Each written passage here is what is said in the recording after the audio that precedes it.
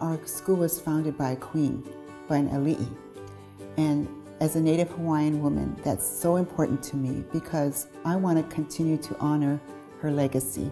Queen Emma loved to learn, and I know she wanted the children of Hawaii to thrive and be successful. That queen inspired a lot of our Hawaiian kids, right? And the culture that it brings here is a family-oriented culture with, of course, the class size and all that, but it allows the kids to come together and allows the faculty and parents to come together as a family. We were really drawn to the prep for a number of reasons, but I think mainly because of its philosophy of learning and really this kind of active, engaged learning style.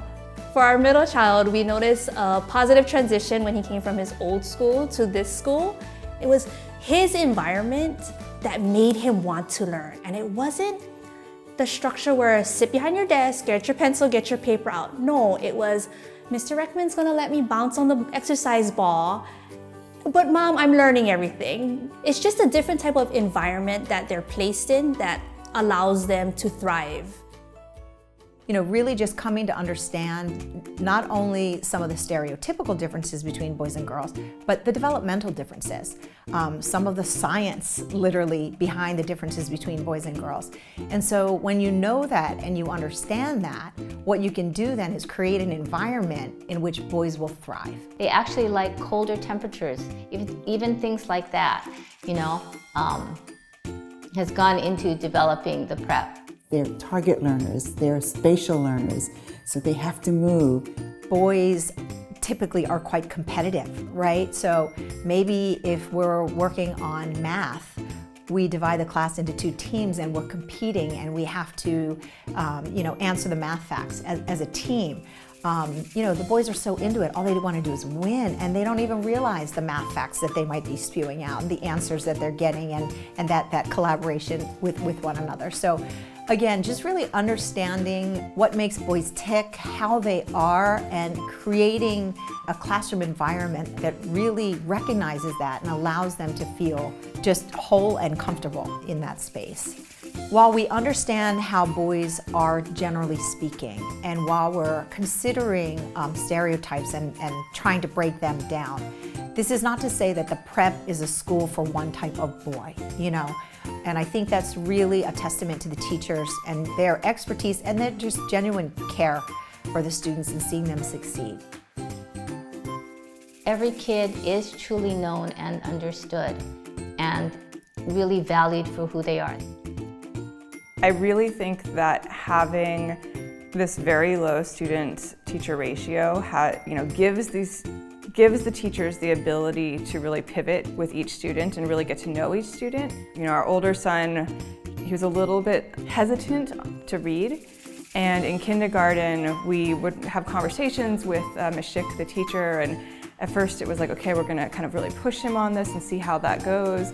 And then she told us, okay, let's back off. Let's just back off and just really don't push it. And the next thing we knew, he became a reader, right? She knew kind of his personality and what he needed in order to really engage with it, and she played with it a little bit. So it was one of those, like, having a teacher who was really paying attention mattered. For us as parents, it's just such a relief, that knowing that we're leaving our children in great hands. We're sending out learners that love learning and that have a confidence in themselves as learners. The people here are not just faculty and staff. They really treat you as a part of the family, and they really keep you informed. I think the prep offers a very different educational experience than you're going to find in most elementary schools for boys. And I believe it to be one that is more engaging for them, one that they are going to feel completely valued and whole in, and quite frankly, just fun.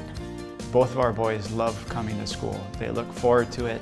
We're really happy with the philosophy and mentality of the school, what they're, treat each other nice, the empathy, and just the way that they enjoy school. And to me, that's really important. We've had him in this very loving environment, kind of, small school environment, and we've gotten to know his academic strengths and some of his academic weaknesses, his personality. He's not a kindergartner anymore. we know a lot more about him, right? And so now we can make that next decision with a lot more information. That's really what we're trying to foster here. It's the relationship building, first and foremost with teacher and student, but then, you know, with our parents as an extension of that, but all with the same end game, with the same interest at heart in how can we grow this child to be his best self, and how can we all rally, you know, to make that happen.